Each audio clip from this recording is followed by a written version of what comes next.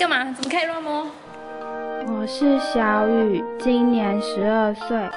我喜欢圆形的东西，圆形的东西让我感到很安心。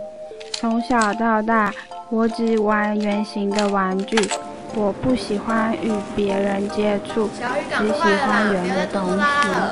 3、4、5、6、7。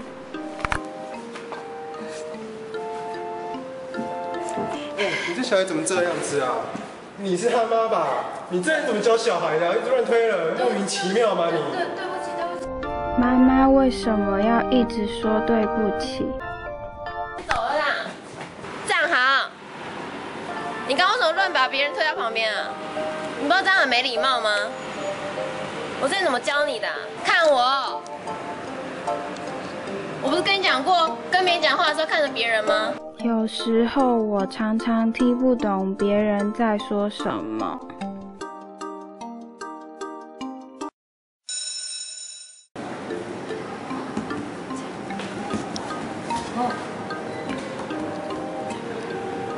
哦哟，他在生气了，你都看不出来吗？他有说要给你玩吗？他怎么了？真的是莫名其妙哎。小雨妈妈，今天小雨在学校发生了一点状况，我需要向你说明一下，是这样的。好，我明白了。那我会带小雨去医院检查。谢谢老师。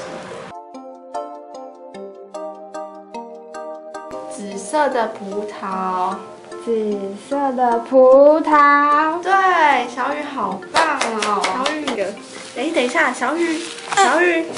当你要跟别人借东西的时候，小雨看这边，小雨，当你要跟别人借东西的时候，你要先说，请问可以借我玩吗？借玩吗？小雨表现得很好哦。我们今天要来认识表情哦。你看这个小朋友，他的眼睛眯成一线，嘴角上扬，而且他笑得露出牙齿了耶，就表示他现在非常的开心哦。小雨继续往前啊，小雨快到了，快点，我们继续往前，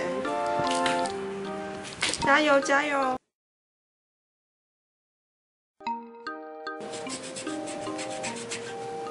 那我们现在用这支笔。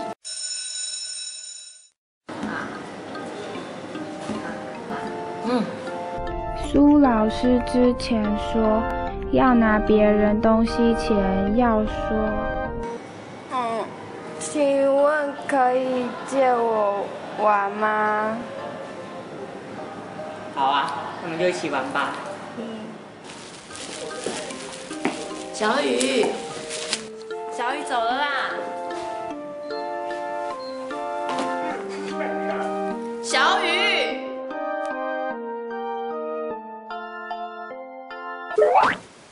任何行为的背后一定都有它的原因，请先不要责怪孩子，先试着去找出行为背后的原因。让我们看下去。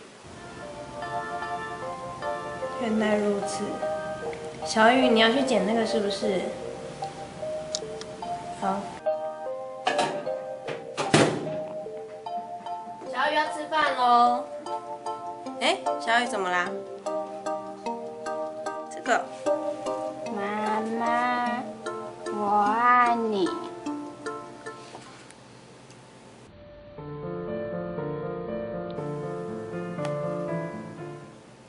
我是小雨，今年12岁。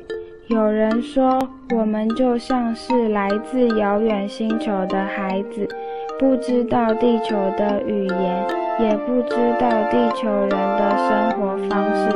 谢谢职能治疗师搭起我们和地球人间的桥梁，让我们学会地球的语言，学会如何和地球人沟通和相处。